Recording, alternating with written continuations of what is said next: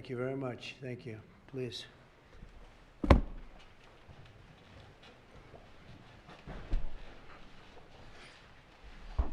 It's a great honor to have all my friends here. It's like old home week. What a job you're doing. And thank you very much for that. We want to begin by thanking the people that have done such a great job at the White House. They have been doing really incredible work during a shutdown. I don't even know if they're supposed to be working, but they wouldn't miss a day. So I just want to thank everybody for that very much. And we're here today to discuss a sweeping, unprecedented, and historically successful operation that my administration has carried out in recent weeks to arrest, prosecute, and permanently remove members of foreign drug cartels from American soil. And the people gathered around this table are the ones that are doing it, and in this room. Some of them sitting a little behind. In fact, some of them, I'm surprised they're not actually at the table. You people should be very insulted by that. But you've done a great job back there. On my first day in office earlier this year, I signed an executive order to officially designate the drug cartels and savage transnational gangs as foreign terrorist organizations. It was my honor to do so. And on that same day, I also signed an order directing the creation of the Homeland Security Task Force to bring together all federal, state, and local partners to achieve the national policy goal of eliminating the cartel presence in America once and for all.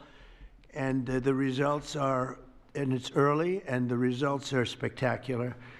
Led by ICE and the FBI, this task force includes the Department of Justice, the Department of War, DHS, the intelligence community, ATF, the DEA, the U.S. Marshals, and the state and local agencies in every part of our country. Other than that, we don't include too many people.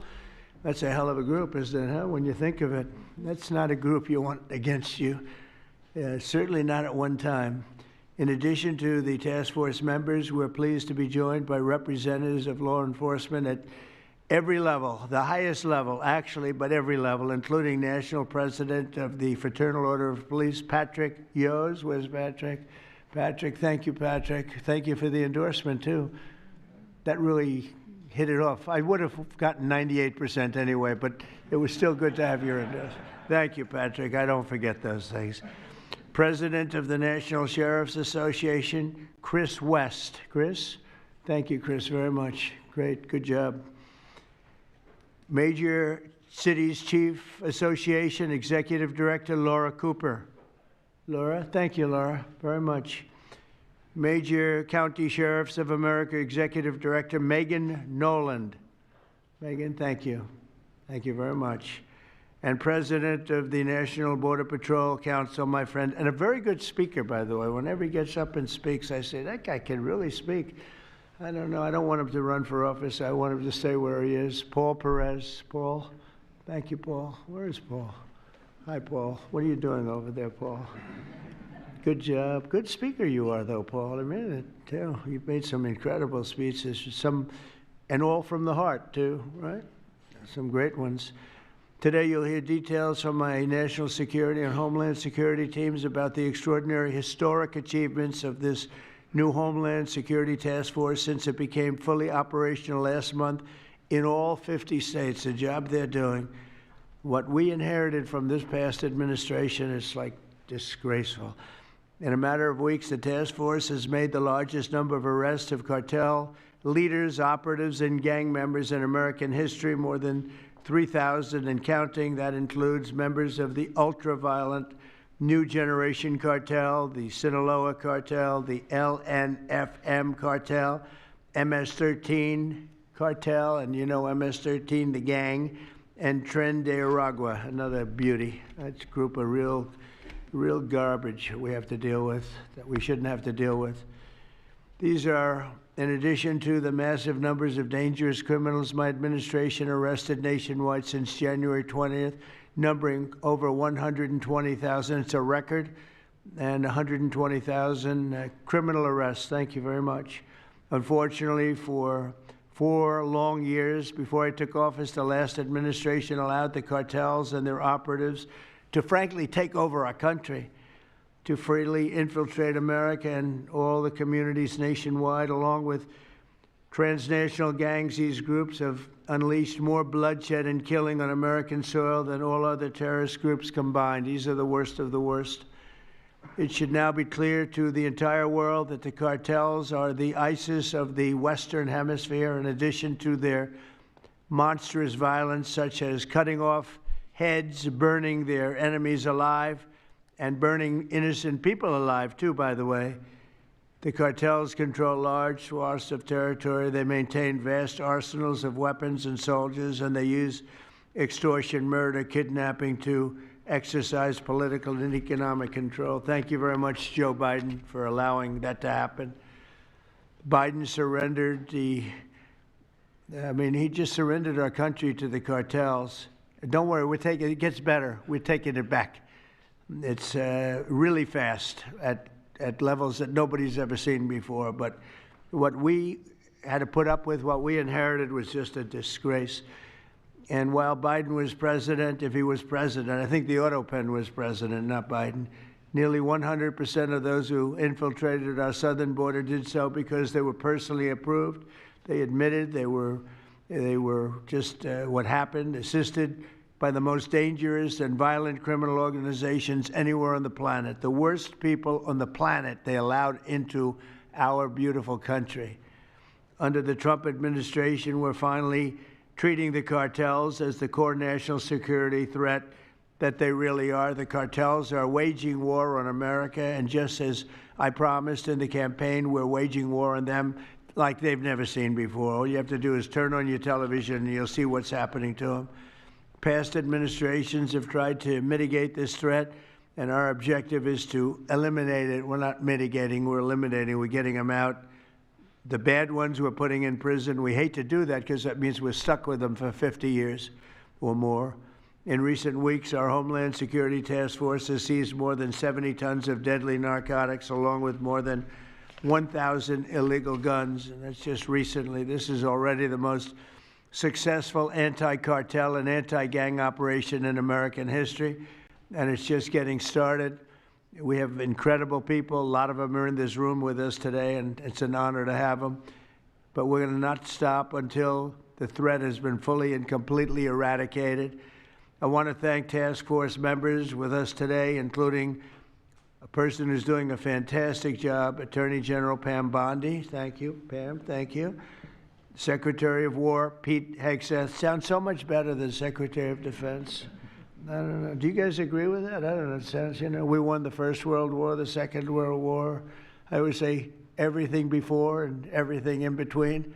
And then we got woke and we said, well, let's call it defense. I think we like it this way better.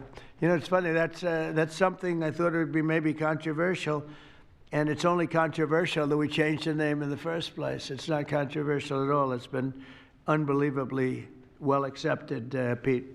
Hasn't it, right? It's been pretty amazing. I thought it would be controversial. People want to have our country back. People want to do exactly what we're doing right now, and we're getting a lot of credit for it, and we should.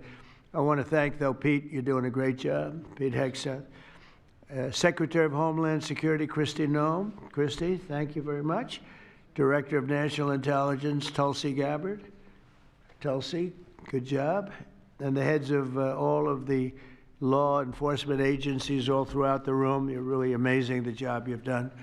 To provide additional details on our mission, I would like also to ask General Bondi to say a few words, followed by Secretary Noem, Secretary Hegseth, Director Gabbard, Homeland Security Advisor Stephen Miller. Stephen, you're such a superstar, Stephen. They called Stephen the other day a very bad name, and I said, you should sue them, Stephen. I think he will. I hope he does. FBI Director Kash Patel and Deputy Attorney General Todd Blanche. And I just want to say it's an honor, the job we're doing, and these people are doing absolutely incredible. I'll just add a couple of things. In Memphis, as you know, where the numbers are down in half already, and it's only been about 2 weeks. You're doing a fantastic job there. Thank you. Incredible. Nobody thought it was possible. It was really it was a very sick city. It was horrible what happened there. People would go from, if you're on the board of FedEx, they would ride you 1 block to the hotel. They said you couldn't walk it because it was too dangerous. and they're already feeling better about it. But the best example right now is Washington, D.C. We went from one of the most unsafe places in the planet, I hate to say, but in this country, to a totally safe city. Nothing's crime-free, I guess, but this is about as close to crime-free as you're going to get. And you guys have done an incredible job with that. Every one of you have worked so hard on this one, and it's our nation's capital. And people would go to the nation, they'd go from, I always say, Iowa, Indiana. They'd go from Florida, they'd come up, they want to see the monument. I want to see the Lincoln Memorial. I want to see one of the monuments, any one of them, and they'd go home in a coffin. But not anymore. It's not happening anymore. We haven't had that happen in a long time. It was averaging more than one a week, one person a week. Who would think that's possible? And it hasn't happened anymore. And we have a safe city. We have a city where the restaurants are booming. People are going out. Nobody's being mugged, hit over the head with a baseball bat. None of the stuff is gone. We took out 1,700 criminals, many of them career criminals, many of them given to us by Joe Biden and his ridiculous open borders policy. They came in from jails from all over the world, not just South America, from all over the world. Jails, they came in from mental institutions and insane asylums all over the world, drug dealers, and we got them the hell out of here. They're either that, or if they're so bad, as I said before, we put them in jail because we can't take a chance that they come back. But I want to just say that Washington, D.C. is such an example of what could be done.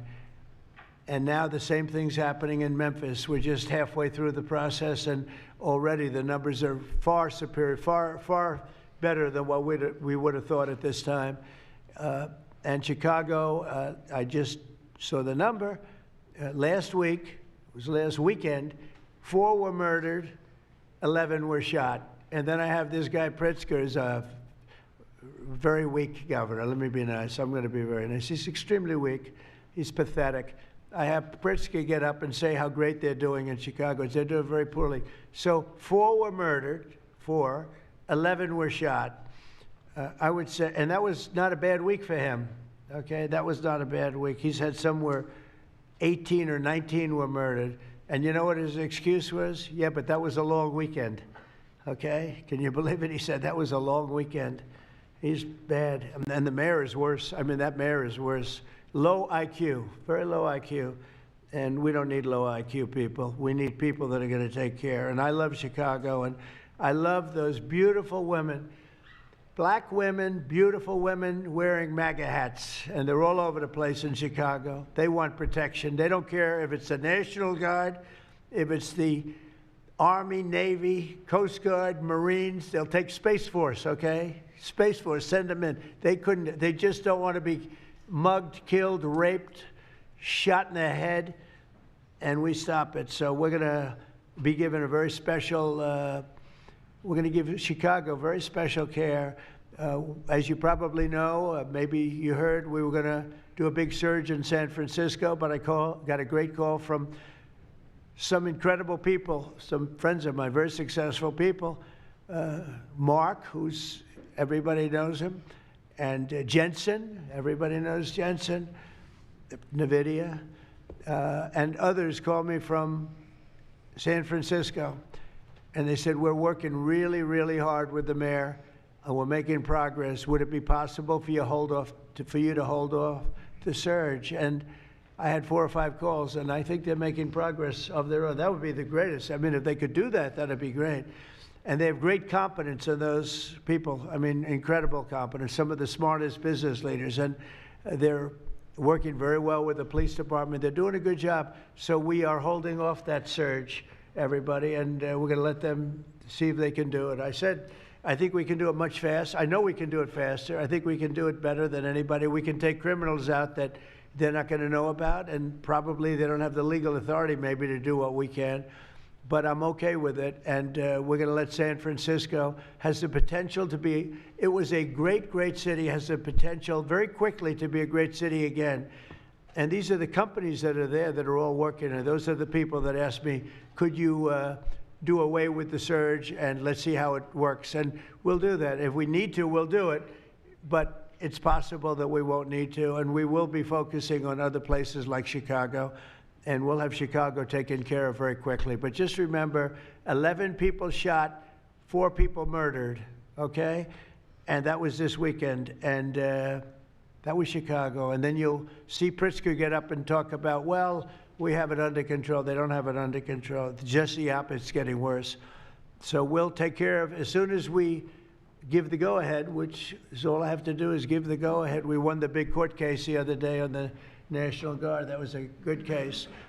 Same thing with Portland, speaking of that, because that's where we won it. But, I mean, I looked the other night, Saturday night, Portland is like burning to the ground, and these people are saying, it's just friendly stuff. The whole place is burning to the ground. So we'll take care of that one. That's like an insurrection more than it is anything else. That's crazy. Portland's crazy. And then you listen to these radical left people talking about it's really okay. You're seeing things. You're really seeing things. So we're going to take care of Chicago. We're going to take care of Portland. We're going to take care of Memphis. We're proud of D.C. There's nothing to take care of anymore, but we're not going to let it ever go bad. It's never going to happen again, our nation's capital.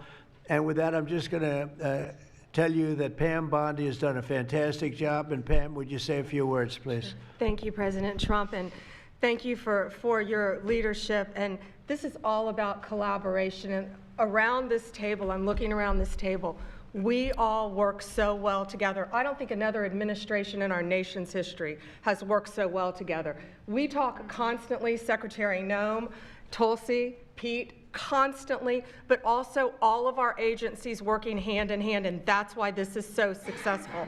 And these people around this table are working 7 days a week, 24 hours a day, even though the Democrats have tried to shut down the government. Terry Cole, I'm laughing because you're around the clock, you're all over the world. Director Patel, you're unstoppable, what you're doing around this country.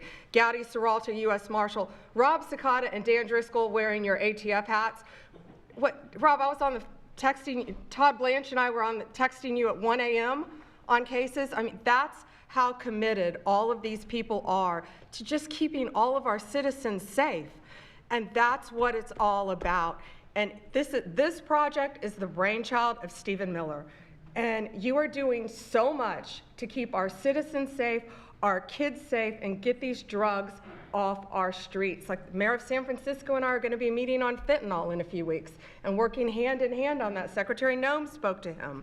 But the results of this last month have been historic. As the president said, in the last month, think about this, 3,200, more than 3,200 violent gangs and drug dealers have been taken off the streets. Off the streets. Now, Director Patel and all of these agencies have also been working so hard on getting the leadership, but we are getting all the gang members off the streets and the drug dealers, Sinaloa, CJNG, MS-13, and more, TDA. 91 tons of drugs have been seized as a result of this task force. We tried to put this in perspective for you.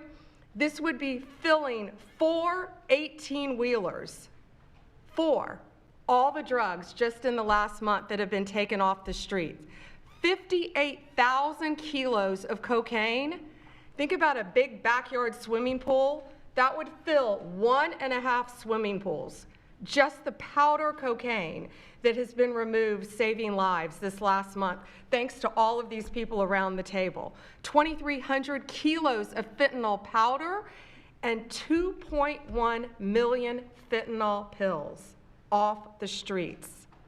And as the president said, more than 1,000 illegal guns. The Biden administration was, for way too long, all of these great law enforcement officers surrounding the table were not able to do their jobs. What they've said is now they've been uncuffed. They can do their jobs now. We've been watching transnational gangs grow in our country, become organized, set up infrastructure in all of our states, but no longer under President Trump. We are destroying the infrastructure, and we're no longer on defense. All of these great men and women are on offense, so they better get ready. We're dismantling the cartels, and we are taking the leaders into custody and all of the gangs. We are going to supercharge this work. This is not a pilot program. This is permanent. We are here to stay. And Secretary Hegseth, we couldn't do this without you and the Department of War. Thank you all so much for everything you're doing around this table, working tirelessly. And President Trump, thank you for giving them the ability to do it. Thank you, Pam, very much. Thank you. Mr. President, since the year 2000, we have lost over 1 million Americans to drugs, to overdoses, to these cartels that have proliferated that kind of a disease on our people and have gone to war with our next generation of Americans. When you signed the executive order that was protecting the American people from invasion, what you did is that you took these cartels and gangs that we've known for decades and you declared them to be what they really are, and that's terrorists. You declared war on them, and you didn't say we were just going to fight them. You said we are going to destroy them. And everybody around this table is so honored to be here to work with you to destroy these terrorists that have been killing Americans for years and getting rich off of it. I'm so proud of the work that was done just in the September surge. You referenced that earlier. We had over 400 operations that went down in those first 43 days of the Homeland Security Task Force in operations that brought, as Pam referenced, 3,200 terrorists to justice, got them off the streets. Sir, we also have had over precursors and chemicals that were brought in. We've had the work at the southern border. We've got Border Patrol here at the table with you. Fentanyl has been cut down by 50% coming into this country over our borders. We've continued to work not just nationally, but internationally and on our maritime borders as well. The ICE agents that have so much violence against them and threats against them, sir, they get up every day ready to work with this task force to be able to keep people safe. And then we've got Coast Guard, who's been doing just a ton of our incredible interdictions out on the seas and the waters in cooperation with operations that you've targeted in the Caribbean with the Department of War. And sir, I just want to thank you for the leadership you put at this table, for your cabinet members, for Stephen Miller, for putting this in place to make sure that what you did when you consolidated the Homeland Security Task Force, you took 1,000 other task forces that were already established in the federal government and you streamlined them into this room, into this group right here, so that we can look at each other in the face every day and say, what's our problem? How do we address it? How do we fix it? And then we go to work together with our arms linked to do exactly what you told us to do. And that's not just protect the American people from invasion, but to kill these terrorists. You gave us the task to eliminate them, destroy them, so that they can't destroy the next generation of Americans. So thank you, sir. Thank you for the people you put around this table. Thank you very much. That's a great job. Thank you. Pete? Yes, sir. Well, thank you, Mr. President, for your leadership. Chief, likewise, Tulsi and Todd and Dan and Pam and Kristi and Stephen and Kash. I mean, I could go around the table. From the Department of War, we are thankful and grateful for the incredible effort that your agencies put in. And we could not be more proud to stand shoulder to shoulder with you, not superficially, not kind of over here, but front and center on the Homeland Security Task Force, right there with you. Because our department has spent over 2 decades defending other homelands, and we're very proud to be defending our own. And if you talk to the troops down, say, on the southwest border, Mr. President, morale is sky high and continues to be, because they're proud to be defending their own communities, their own state, and their own country. So when that executive order was signed, the mission was clear: protecting the American people against invasion. And so the Department of War went straight to the southwest border. We still have 10,000 troops there. We have national defense areas. We're standing alongside the Border Patrol, and we've locked that border down, 100% control of the southwest border. You stop the invasion. And then we're proud to be going on the offense, counter-cartel operations. And it's not counter-cartel, as was mentioned. These are designated terrorist organizations, foreign terrorist organizations. Our generation spent the better part of 2 decades hunting Al-Qaeda, hunting ISIS. Well, as the president said, this is the ISIS, this is the Al-Qaeda of the Western Hemisphere. They intimidate, they terrorize, they extort, they poison the American people. The president's right. Every boat we strike is 25,000 Americans whose lives are saved because of the drugs that were headed in our direction. So our message to these foreign terrorist organizations is: we will treat you like we have treated Al-Qaeda. We will find you, we will map your networks, we will hunt you down, and we will kill you. And you've seen that evidence in the maritime domain, whether it's in the Caribbean or in the Pacific with the last 2 strikes. We know exactly who these people are. We know what networks they work with, what foreign terrorist organizations they're a part of. We know where they're going, where they originated from, what they're carrying. And they know we know. And that will soon start to change the calculus of these boats. So the critique of this is, of course, as often is the case, wrong. We know our authorities. It's locked tight. And we're going to treat them like foreign terrorist organizations on the offense. So the Department of War is not going to degrade or just simply arrest. We're going to defeat and destroy these terrorist organizations to defend the homeland on behalf of the American people, making the jobs of law enforcement safer in the process, making the communities of Americans safer in the process. We think it's a very core mission of the Department of War, and we're proud to be here, Mr. President. Thank you very much, Pete. Thank you. Tulsi, please. Yes, thank you, Mr. President. The key reason that you are hearing about these incredible effects is, number one, the team that you've assembled here and the leadership and the tone that you have set, first and foremost, about keeping the American people safe. The intelligence community plays a critical role in being able to support our law enforcement at the federal, state, and local level to make sure that they're armed with actionable intelligence to be able to actually go after those who threaten the safety and security of the American people.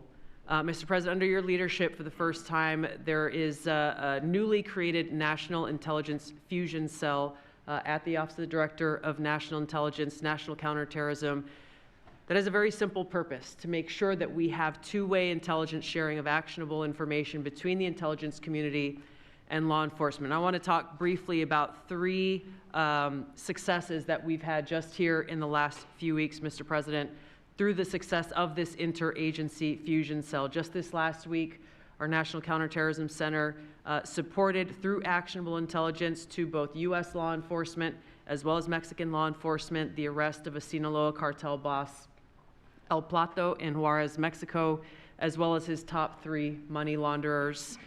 In a separate and recent successful interagency operation, NCTC worked closely with the U.S. Marshals Service that led to the arrest of another dangerous Sinaloa cartel member responsible for tracking a huge amounts of cocaine and hundreds of thousands of dollars in this single incident with drug proceeds through his network. And I'll say the last example I'll share is probably the most insidious, was providing intelligence to the Mexican law enforcement that led to the arrest of a CJNG cartel-affiliated baby trafficker called La Diabla. Her whole money-making operation was centered around luring pregnant women, performing illegal C-sections, harvesting organs, and selling newborn babies. Mr. President, it's your leadership that has made all of this possible. I can tell you, in the midst of this government shutdown, our folks, like everyone around this table, are working 24/7 without pay and eager to get after this because they believe in your leadership and the mission that you have presented to them. Thank you, Mr. President. I'll hand this off to Homeland Security Advisor Stephen Miller, the leader of this task force. Let me just say, Mr. President, that this country was going to die without you. This country was going to actually die without you. That's what we were facing in 2024. We've been invaded for 4 years. Our communities were sinking. Our public safety had gone to zero. Cartels were running entire communities. Sex trafficking, child trafficking, labor trafficking was out of control. Overdoses were out of control. The cartels were claiming more and more territory. City services were buckling. This was a country on the verge of dying, and you alone saved it. And when you stepped forward originally in 2016, you started the movement to make America great again, and that means make America great again in every way, and that means safety and prosperity and peace and freedom from cartels and crime and gangs. And your vision and your leadership in declaring war on the drug cartels is the single most successful public safety initiative in American history. And I need the media to understand what President Trump has done. People have been talking about drug cartels for longer than I've been alive. And everyone has just taken for granted that they can't be touched or stopped. They're too big, they're too powerful, they're too evil, they're too murderous. They can operate with impunity. And in just 9 months, President Trump is the only American leader, not just in our lifetimes, but ever, to actually take the fight to the drug cartels, to actually seek their eradication. And it is happening. And so while the Democrats are shutting the government down and fighting for free health care for illegal aliens, look at what President Trump has assembled here. He's assembled a team under his vision, direction, and leadership that is saving hundreds of thousands of lives, and only President Trump could have done this. And I will say one last thing, which is that his courage has been an inspiration to everyone else in this room. There are people in this room, I'm looking at, for example, at Todd Lyons, who have been relentlessly doxxed and harassed and threatened. But when they see President Trump's courage, what he's been through for 10 years to save America, when they came after his family, his businesses, his safety, his freedom, everyone at this table knows we can give whatever it takes to get the mission done. So President Trump, thank you for your leadership, your boldness, your courage, and your vision. We're honored to serve underneath you. Well, I want to thank you, Stephen. And I have to say that, I've been making the rounds. I'm leaving tomorrow for some very big meetings, including with the president of China, where I think we're going to come out very well, and everyone's going to be very happy. But everybody said the same thing. A year ago, we had a dead country. We were a dead country. We really were, in a lot of ways, not just this. We were dead as doornails on this, but we were a country that was in serious trouble and beyond that.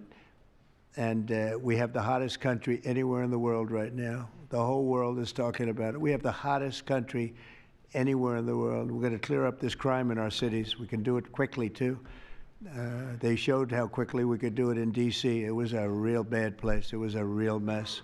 Dirty, filthy, disgusting, graffiti all over the place, tents on every ounce of parks that we had. Just disgusting. And I rode around last weekend. I rode around the city. I felt very safe in that car, but, I would have done it without it. I wouldn't need that car so much anymore, I will tell you. But the place was clean.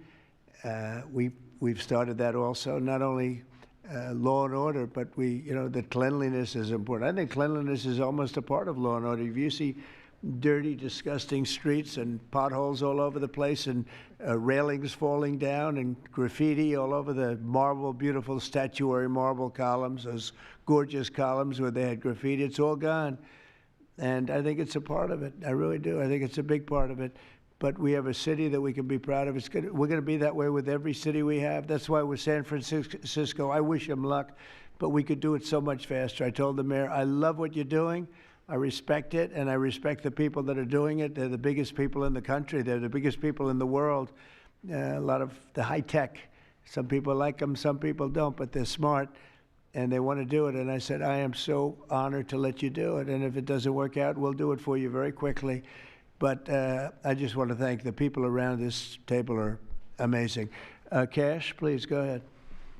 Mr. President, I'll just keep it short, but I think what the media should realize is the amount of courage it takes to do this. And you led that mission. You led it during your campaign, and you brought it to the American people. I think the media should focus on some of these numbers the Attorney General just riled off. Those aren't numbers, those are lives. Lives saved by the millions. Enough enough fentanyl to kill over 200 million Americans, gone, evaporated off our streets permanently. Your vision to safeguard American freedoms and our children and our future is the most courageous thing I've ever seen a president of the United States ever do. And your ability to marshal it out in 8 months, these statistics would have taken other administrations decades.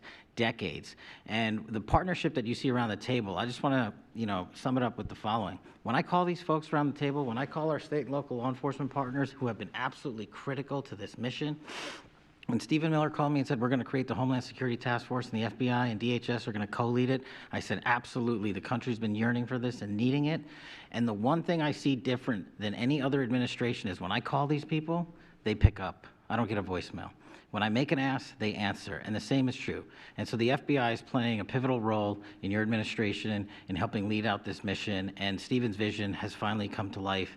And instead of attacking the people at this table, maybe the media should go out there and talk to the lives that have been saved forever and the communities that have been safeguarded, because it takes courage to do that. It takes courage to implement that plan, and it takes a president and President Trump to put a leadership team like this together. We are actual friends, and I know the media doesn't want to call us that, but we do that. We do hang out. We do work together. It's a 24/7, 365 mission that doesn't turn off, Mr. President. And as Stephen said, we're inspired by your leadership, and this country's thankful for these 8 months, and I can't wait to see what the next 4 years looks like. Thank you very much. Thanks, Kash. Great job. Todd, please. Thank you, Mr. President. The number that I think matters, over 3,266 terrorists have been taken off the streets in 2 months. And for each of those arrests, there's anywhere from between 4 to 20 law enforcement agents, federal, state, and local, executing those arrests.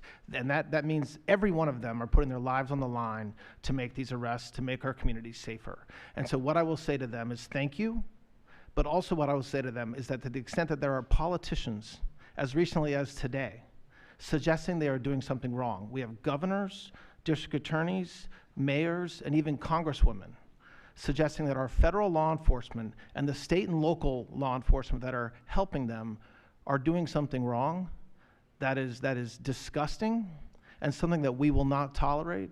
That every day Attorney General Bondi and I talk with all of our partners, making sure that they know that if any one of our federal agents, our state or local agents working under the HSTF banner are even touched by any of these terrorists or rioters, they will be prosecuted to the fullest extent of the law. When politicians aid these terrorists by trying to give them comfort or protection or suggesting that somehow our men and women are doing the wrong thing, same problem. We will not tolerate it, Mr. President. So thank you to all of our state and local men and women that are helping us, and our federal law enforcement officers that are literally putting their lives on the line every single day. We will always protect you. Thank you, Mr. President. Thank you very much, Todd. A really good job you're doing, too. Thank you.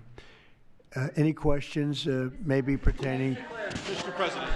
How about pertaining to this for a little while? And whoa. Would you have any questions of these incredible people?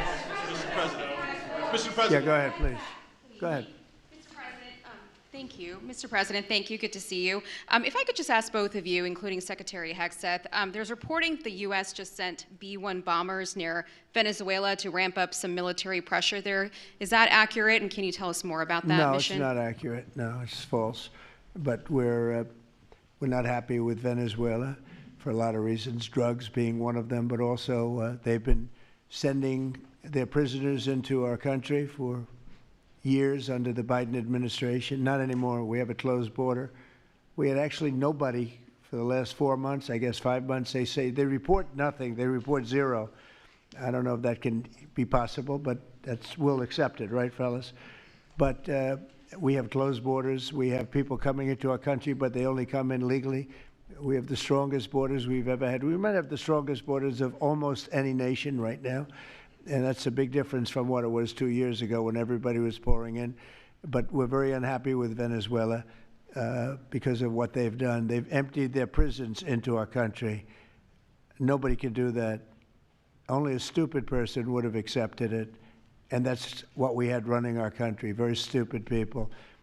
So we're not happy with Venezuela, I will tell you. Yeah. Mr. President. Mr. President. Thank you, President Trump. Yeah, you okay? Yes. On fentanyl. We're going to lose Sorry it. about that. On fentanyl, we have President some Trump. good medical help right over there. That's all right. On fentanyl, according to CDC data, nearly 330,000 Americans died over the past 5 years from fentanyl. That's 1 in every 1,000 Americans who died. It's more than that, but that's all right. Yes, It's I more. know you think it's even more. I'll be discussing that with President Yes, Xi. so that's actually my question. I figured it I was. was wondering, since it mostly comes from China and has caused such carnage in the U.S., Yeah. what are you going to say to convey the seriousness? And also a second question for you or Secretary Hegseth. Is there any evidence that China is now smuggling fentanyl through Venezuela to bypass U.S. and Mexican port controls? They are doing that, yes. But they are paying right now a 20% tariff because of fentanyl. That's billions and billions of dollars that they're paying.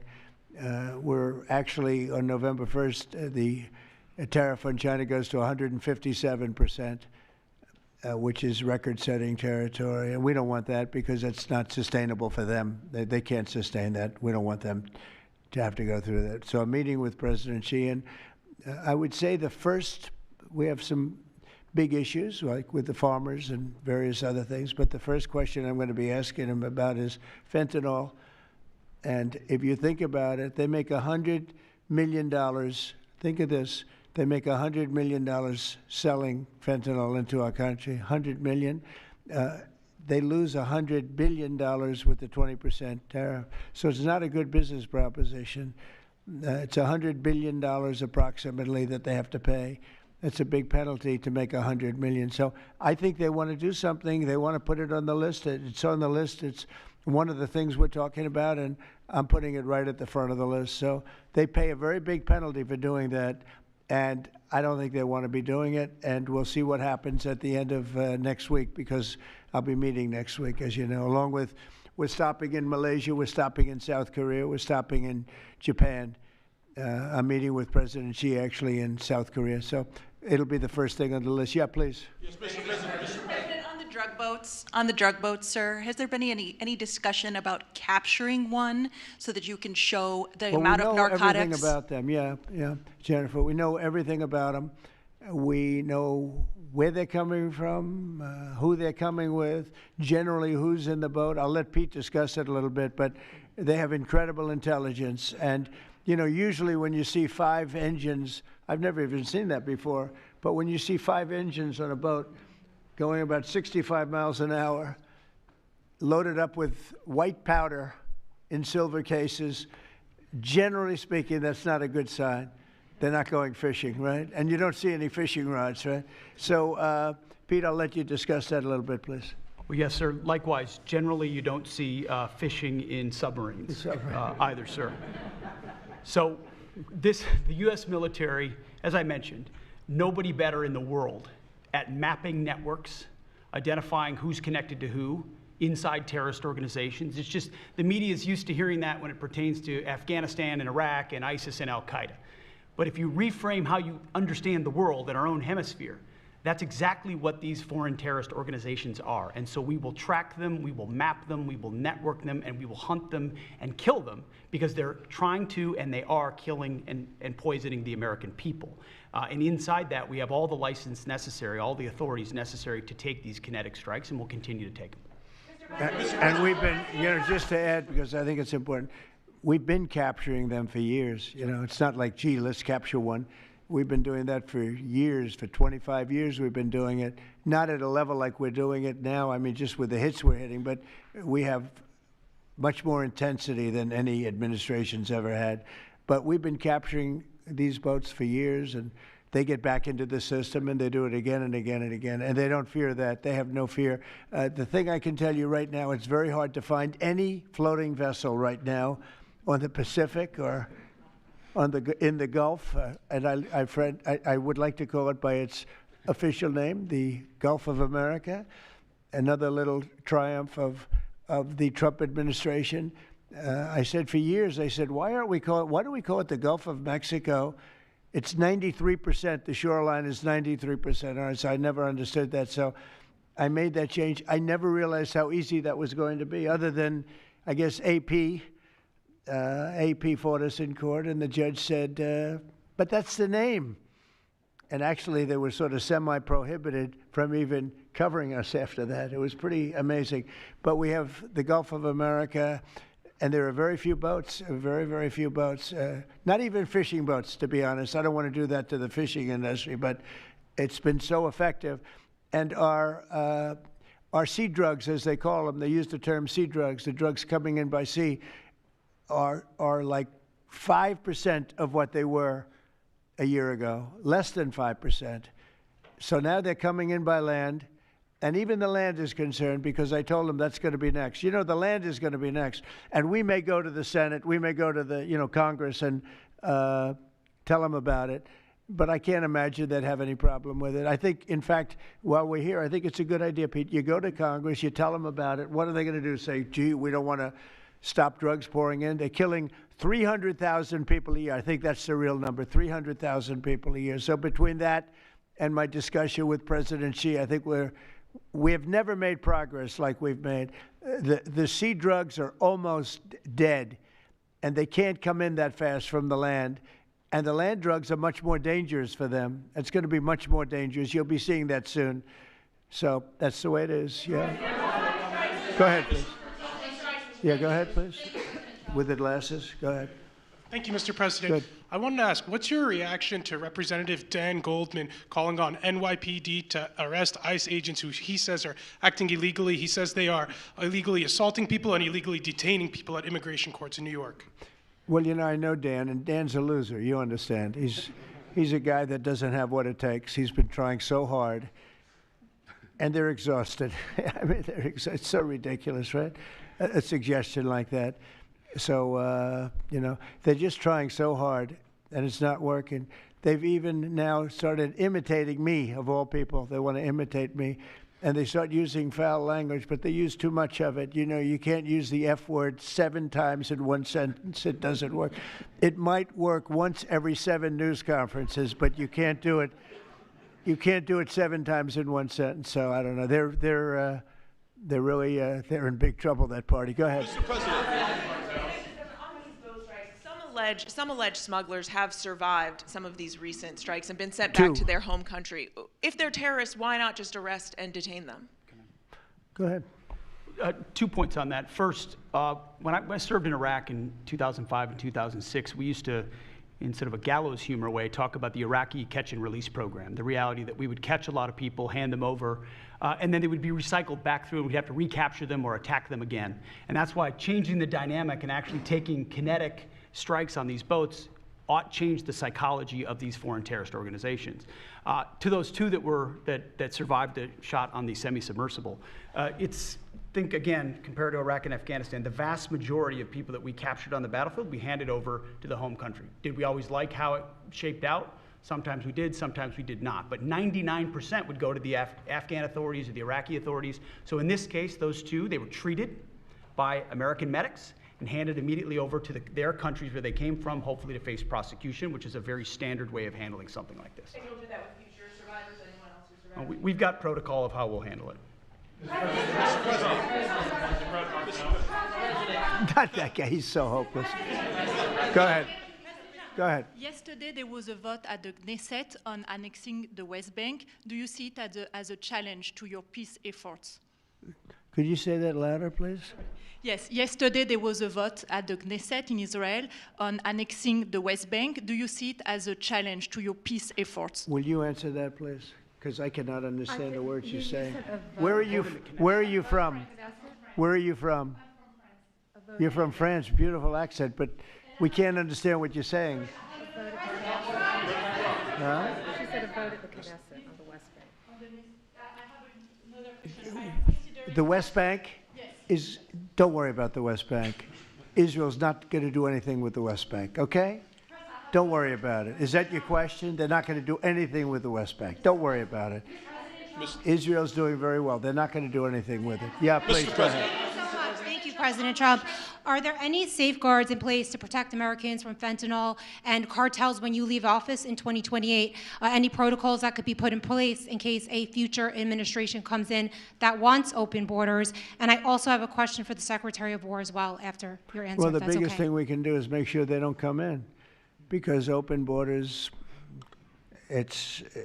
they would destroy. It's amazing that our country is even surviving with what we went through, coming in by the millions and coming in from the wrong places. You know, I know all these people that run these countries, and they're smart, they're very street smart, and they're not sending their best, you know, they're taking them out of their prisons and their mental institutions, as I say over and over again.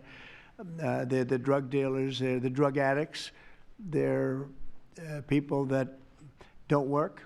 I mean, the best of them are people that don't work. They don't work. They're on welfare, their form of welfare, which is tiny. You know what their form of welfare? They give you a piece of paper. They give you nothing. But they want people that work. They don't let those people come out because they want those people. You know, they cherish those people. Those are the people that make their country run. They give us all of the people that don't work and are murderers. 11,843 murderers came in. 11,800, many of them committed, more than 50% committed more than one murder. Now, why do we want them? Why would Biden and that group of thugs that he had working for him, why would they accept these people?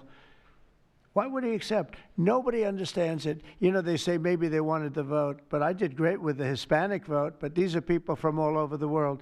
Why would they do it? So one question, no matter what I do, I can't, you always like to know the opponent. You have an opponent, what are they getting at? And usually you can.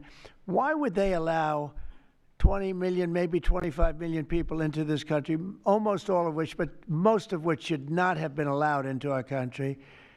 It's one of the great enigmas. What they've done to this country should never be forgotten. In history, should never, ever be forgotten. And now it looks like we're going to have a communist mayor in New York. That'll be a lot of fun. But remember this, they have to go through the White House. Yeah, please, go ahead. The founder of Binance. Can you explain why you chose to pardon him, and did it have anything to do with his involvement in your Which one? Who is that? The founder of Binance. He has an involvement in your own family's crypto one, business. yes. I believe we're talking about the same person because I do pardon a lot of people. I don't know. He was recommended by a lot of people. A lot of people say that. Are you talking about the crypto person? A lot of people say that he wasn't guilty of anything. He served 4 months in jail, and they say that he was not guilty of anything. That what he did. Well, you don't know much about crypto. You know nothing about. You know nothing about nothing. You're fake news. But let me just tell you that he was somebody that, as I was told, I don't know him. I don't believe I've ever met him. But I've been told by a lot of support. He had a lot of support. And they said that what he did is not even a crime. It wasn't a crime. That he was persecuted by the Biden administration.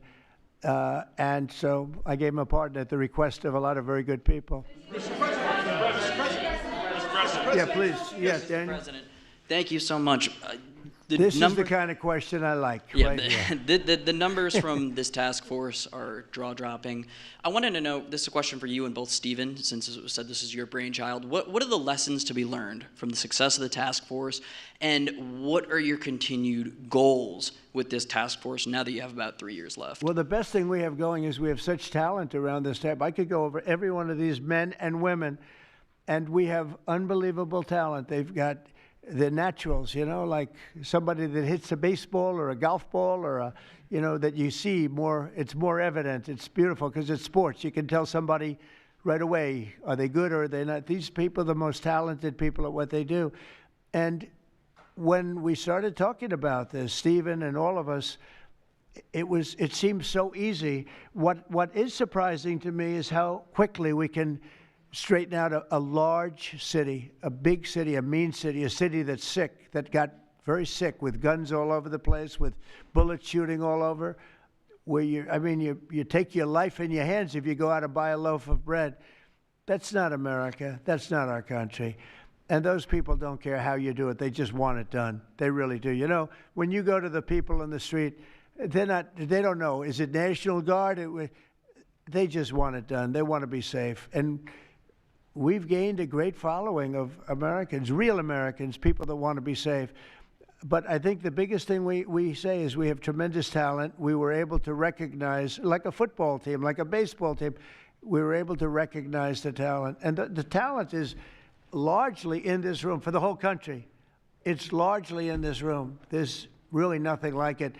And that's why I think we had D.C. done, not perfectly, but pretty much done, at least normalized in 12 days. When you say 12, would you say 12 days?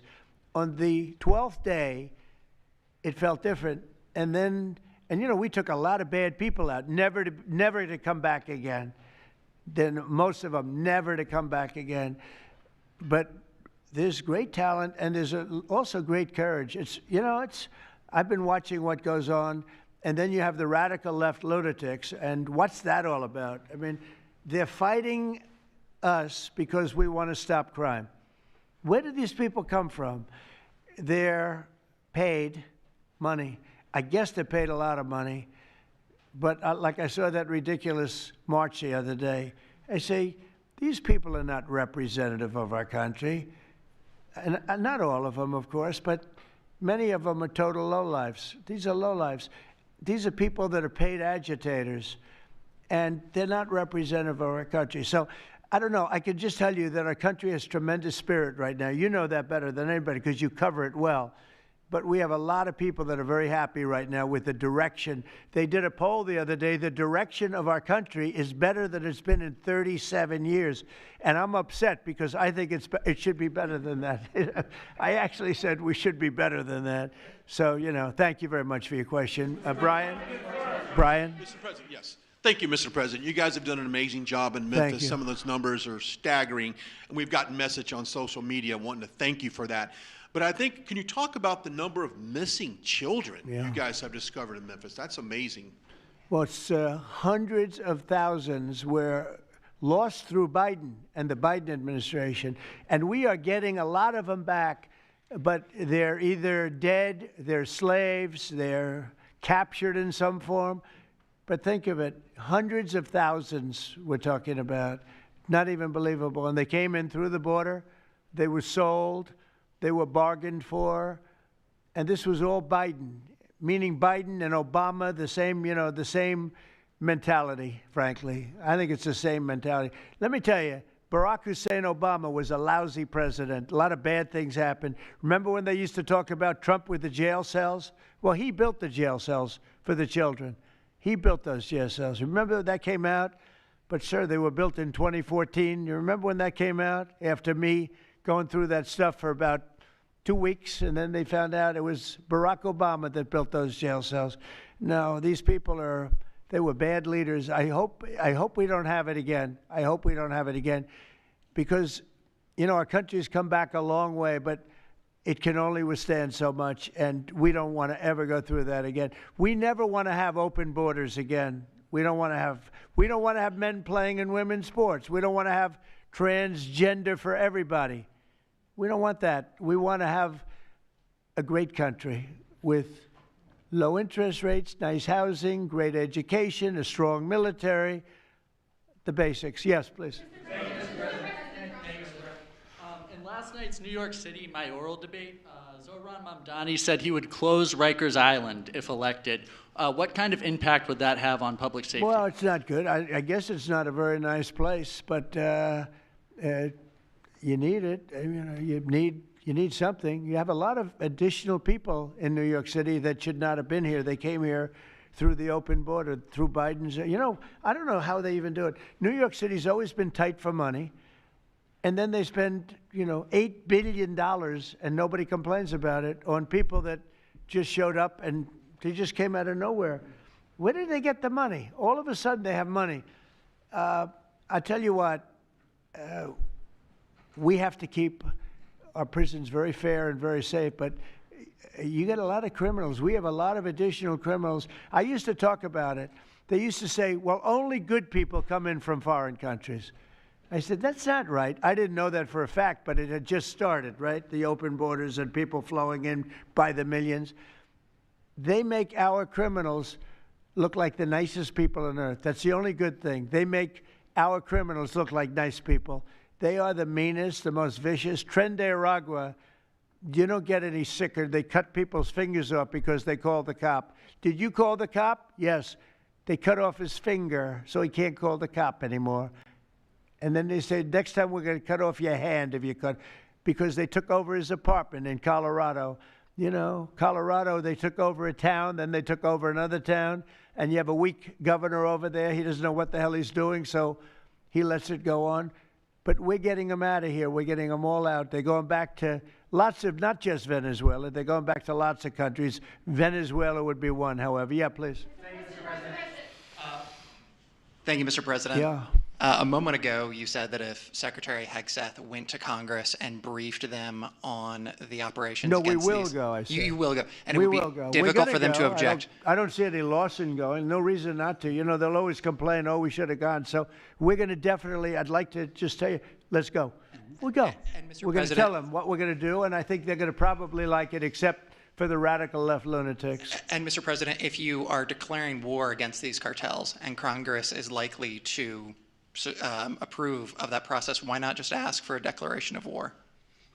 Well, I don't think we're going to necessarily ask for a declaration of war. I think we're just going to kill people that are bringing drugs into our country. Okay? We're going to kill them. They're going to be like dead. Okay? Mr. President. Yeah. Mr. President. Yes, red hair. Thank you. Beautiful red hair. Thank you. I'll tell my hairdresser that. She'll love it. This is a question for both you and the Secretary of War, Mr. Hegseth. Who are you with? I'm with the Center Square. We're a newswire service. With everything that's going on between the narco terrorists in the Caribbean, and then also with more Chinese, Iranian, Russian ships also taking part in Venezuela. Are you have any plans of expanding operations out of Roosevelt Roads and in fact placing some home porting some ships there? Yeah, go ahead, Pete. We're familiar with the location that you're referring to, and we'll make sure that we're properly displaced in order to deal with the contingency we're dealing with there, and also any ways in which other countries would attempt to be involved also. So we can walk and chew gum. We're definitely keeping our eyes on near-peer adversaries at the same time, but we think sending a message on these cartels, these narco-terrorists, is an important inside our hemisphere, which for far too long, other presidents, as the president pointed out, they've ignored our own backyard and allowed other countries to increase their influence here, which only threatens the American people. We're changing that. One big thing that has happened, though, because you mentioned expansion and expand our efforts. So when I was running for office, second term, everybody was talking about the fact that nobody wanted to join the military, nobody wanted to join the great police force. They didn't want to join New York's finest or any of our police forces. They didn't want to join anything having to do almost like with the country, with the uniform. We are setting records with the Army, Navy, Air Force, Marines, Space Force, Coast Guard.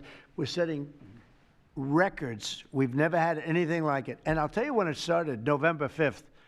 We didn't even have to wait till January 20th. They saw spirit. And now we have people coming in that are, it's unbelievable. And if we wanted to increase our military force, if we wanted to increase any one of these, including police forces, they can now get men. People didn't want to be policemen and women. They didn't want to be firemen and women. They didn't want to go into the military. We were having tremendous recruiting problems, and now we're setting records. We literally, last year at this time, you were doing stories that the recruitment was a disaster. We couldn't get men and women to go into the military. Now we have such an overabundance. We've never had, I mean, it's, as I understand it, it's like record-setting recruitment. This is in less than a year. It's been amazing. So this is a good time to expand if we want to do it. And I think we should. I think we should. And we probably will. Yeah, please. Yeah. Blue. Questions for you. First for you and Secretary Hegseth. Is the administration supportive of sending National Guardsmen to cities for the express purpose of aiding deportation and immigration enforcement efforts?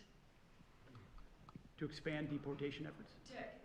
Sending National Guardsmen to U.S. cities for the express purpose of aiding deportation and immigration enforcement efforts. What we've done so far is stand alongside federal law enforcement in every way, facilities and personnel, but also we have a great deal of lift inside the military. We're able to move assets in a way that no other aspect of the U.S. government can. And so where we can rapidly assist with mass deportations, we have been happy to do that. And then one more question, if I may. Is the administration at all supportive of potential measures to crack down or regulate or even ban apps that track ICE agents' locations? What do you mean by that? Like specific apps that are used to track the location of ICE agents? I guess we'll do that. I'm not a big app guy. I'm not into that too much. I think Pam might be it. Let's go. Yes. Give me a good answer there.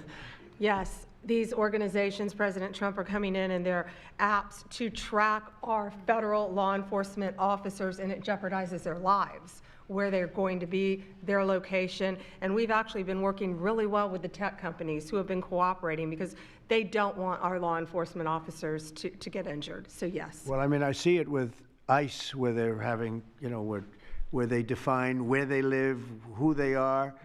And, I didn't have a big view on the mask, but I now understand why they should wear masks. I think it's very dangerous for them not to wear masks. They can do whatever they want. I notice some do it and some don't, but it's pretty dangerous. But when you look at, you talk about that question, I think it's very dangerous, and I think you're coming down on that very hard, right? Yeah, please. Sir, Mr. President. Go ahead. Thank you, sir. When you were running for re-election in 2024, you released a video statement where you made this exact promise to show no mercy on the cartels and employ every military asset necessary to combat them. In that same video, you also said that you plan to expose all the bribes and corruptions with politicians and the cartels. We're doing that. Has your we're task trying to force do been that. looking into that in American politicians? Yeah, where the money's coming from. Because you see it. like even that garbage deal they had this weekend, which was embarrassing to them, and the crowds were much more, the crowds were not big. Those crowds were not big at all. But when you look at signs, and they're all made beautifully, the yellow signs, I saw the yellows, the blues, but they're all made professionally in a printing shop, looks like on Madison Avenue someplace. Some guy is paying for all that stuff. And we don't mind protest. Protest is a good thing. I protest. I'm always protesting, right? But when you see some of these people are going crazy. They're going crazy because they're getting paid. Because there's no reason for them to be going crazy. But you watch some of them, and they're professional agitators, and we are finding out who's paying them. Yeah, we have a lot of information about who they are. You're going to be very surprised when you find out. And I have a question for Secretary Hegseth. Sir, a memo circulating on social media details the establishment of a National Guard response force that's going to be trained in crowd control and civil unrest and deployed in all 50 states by April of 2026. Can you verify the authenticity of that memo, and do you have any more information on the operations? I'm not going to answer particulars on something that may be in the planning process, but we definitely do have multiple layers of National Guard response forces, whether it's in each state, whether it's regionally, whether it's Title 10 active duty, whether it's Washington, D.C. We've got a lot of different ways that constitutionally and legally we can employ Title 10 and Title 32 forces, and we will do so when necessary.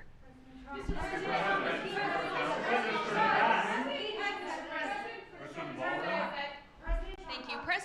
President Putin basically said today that Russia is immune from U.S. sanctions. He said that it would not impact the Russian economy in any serious way. Is he good. wrong? I'm glad he feels that way. That's good. I'll let you know about it in 6 months from now. Okay, let's see how it all works out. Yeah, go ahead, please, Blue.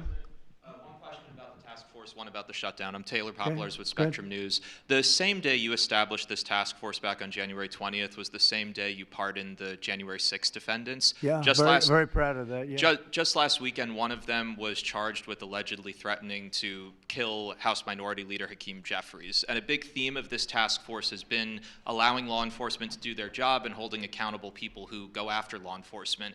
Do you worry that your actions back on day one undermine what this task force is trying to accomplish? No, you have thousands of people that we're dealing with, and you know, if one goes haywire, look at what this guy in Virginia said, where he wanted to kill his opponent. He's going to kill his opponent. He's going to kill his opponent's children and I think wife. And he continues to run, and the Democrats continue. He's running for what, Attorney General in Virginia? Look what he said. So now, do you think all Democrats should be prohibited from living anymore? I mean, think of what he said.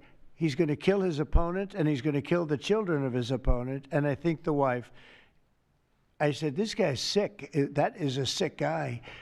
And how do you vote for somebody like that? But I don't view that every Democrat would say that, because not every Democrat would say that. So you can't, you know, you could have one person, but I don't know of the incident. I can say we're very proud of what we did.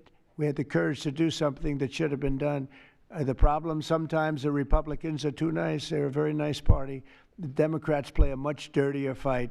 You know, it's amazing. You go after dirty cops like Comey, and you go after, these are dirty cops. Letitia James is a dirty cop. You go after these people, and they say how horrible you are, and yet I got indicted 5 times and impeached twice. Nobody says anything about that. You know, they say, oh, they actually said the other day, oh, he's trying to indict somebody. I got indicted 4 or 5 times, Todd, maybe more than that.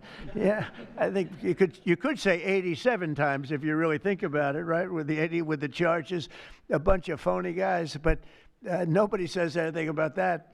But they mentioned it the other way. No, the Democrats play a very dirty game. It's all they're good at. They're good at a couple of things: cheating on elections and playing very dirty. And they have one good trait: they stick together. They stick together. They stick together through the worst policies that anybody's ever seen. It's unbelievable how they stick together. And I respect them for sticking together, but it's a dead party because their policies are no good. Okay.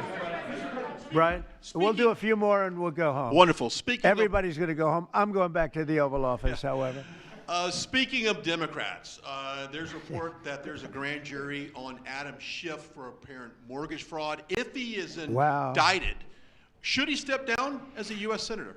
Well, you know, I'm not going to comment on that. I would just say Adam Schiff is one of the lowest forms of scum I've ever dealt with in politics. He's a horrible human being, very dishonest person. I have no idea what's going on. You tell me that he's going to be indicted. I don't know. You could ask Pam. I don't know if she could say it.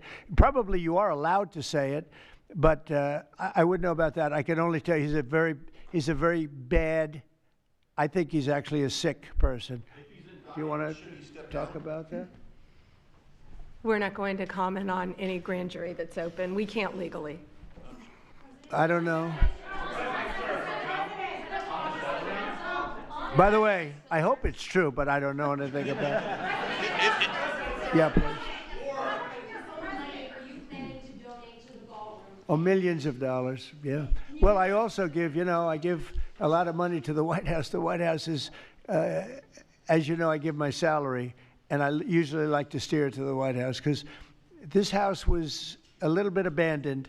First of all, for 4 years, you had a guy walking around that didn't know where the hell he was. And this house was not taken care of the way it was supposed to be. I take very good care of property. I was very good at that. And you'll notice the floors downstairs. I paid for them. Marble, the most beautiful marble you've ever seen. The white floors down in the palm room, which were... They look like they came out of, I don't want to lose because they're big supporters of mine, Home Depot, so I'm not going to say bad, but they did come out of a box from Home Depot about 30 years ago. They were all broken, but now they have the most beautiful floors, the most beautiful lights and chandeliers. I think most of you, Brian, you've seen that, right? Yes. How beautiful is that? And I take care of it. So I spend millions of dollars on this building, taking care of it. It was not properly maintained.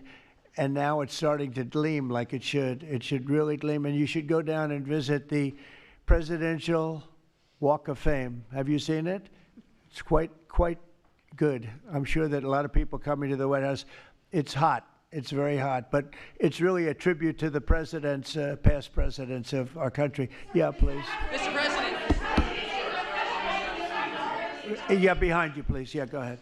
Thank go you. Ahead. So on Monday, a question for you as well as Secretary Noem. On Monday, Mayor Karen Bass of LA and Representative Robert Garcia, they held a press conference and they called for an investigation into DHS, accusing them of unlawfully arresting U.S. citizens and racially profiling and only arresting people because, in Robert Garcia's words, they look like me. He's a Hispanic individual. Do you have a response to that? Are you asking me that question? You as well as Secretary Noem.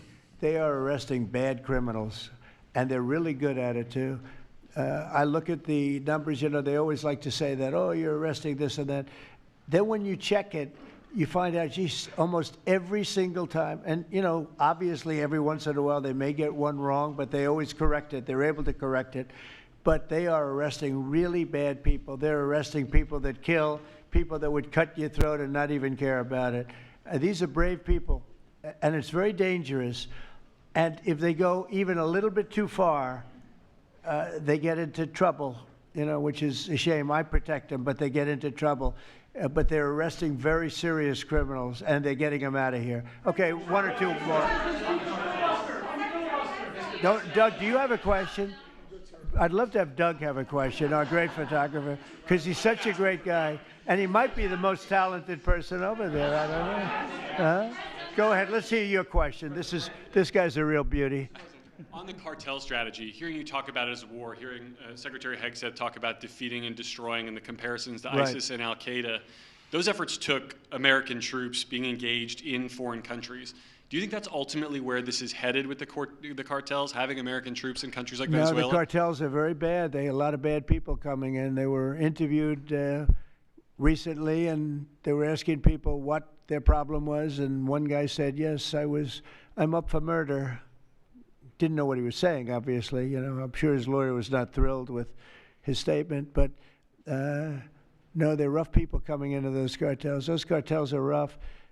You look at what happens, the trip up is horrible, especially for women. They're being killed, they're being raped at levels that nobody thought even possible. In my opening speech, I mentioned that, but in a very light way. I mentioned the word rape. Then I found out that you take a look at what happens in those cartels. It's horrible what's going on. And we're doing the world a big service by just telling them, you know, you don't have too many cartels now because they know when they get up here, they're going to be stopped. Under Biden, they were just flowing into the country. It didn't matter what you were, where you came from, what you looked like, what your record. They didn't check records. Millions of people came into this country that should not be in our country right now. We've gotten a lot of them out. It's the single biggest problem that we were given. Inflation, I've already taken care of. Economically, the country is the strongest it's ever been. Thank God for tariffs. If we didn't have tariffs, we'd be a third world nation. But thank God for tariffs. We're the richest nation in the world now because of tariffs. And we're able to economically protect ourselves, and we're able to really protect ourselves from a national security, situation. But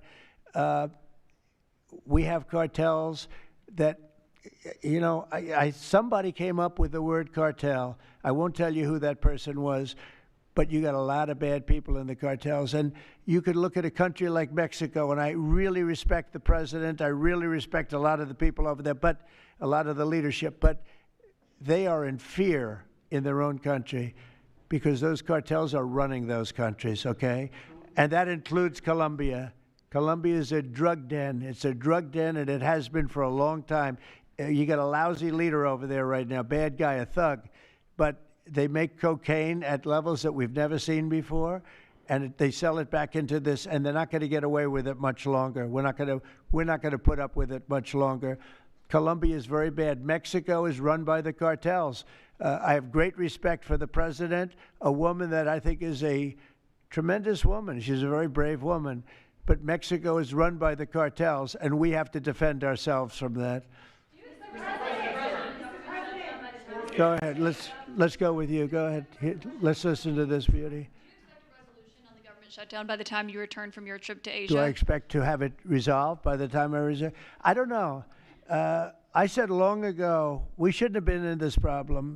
This was September 28th. It came due in Biden's regime, and before the election, September 28th, and they pushed it off into the future. And I was running when they did that.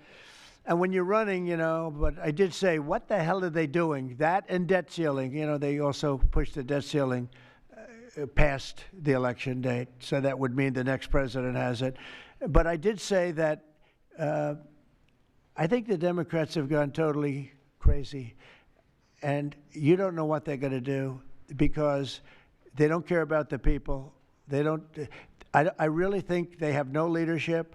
They have a lot of very low IQ people. Jasmine Crockett is a low IQ person. A lot of them are. I don't want to insult too many of them, but a lot of them are. They have no rudder. I don't think they know what they're doing right now. They've never done this before. They always agreed to go and, called an extension. Let's do an extension and talk. Even today, look at what happened today. They don't want to pay the people that have worked. And, this was supposed to be this was a test. And they wouldn't pay the people that have been working. They said, no, we don't want to pay them. This is all the Democrats. Now, all we need is 5 Democrats. And I know a lot of Democrats that are saying they're more than 5. Probably not that many more than 5, but there are more than 5. And all we need is like 5 Democrat votes so we open our country again. Sad, though, we have the greatest economy in our history. We have the highest stock market. All these things are rocking. We will have by the end of my first year more than $20 trillion of investment. The all-time record is $3 trillion. I think it's China.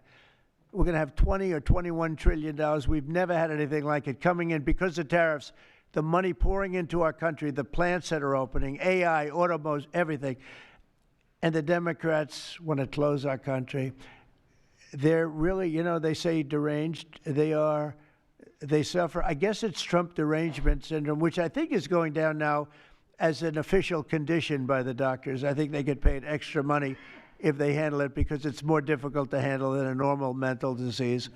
But you know what? They really should approve an extension, get the country back to work, get the people paid. And, it's very simple. You just don't know what's going on. There's something wrong with them. It's sad, actually.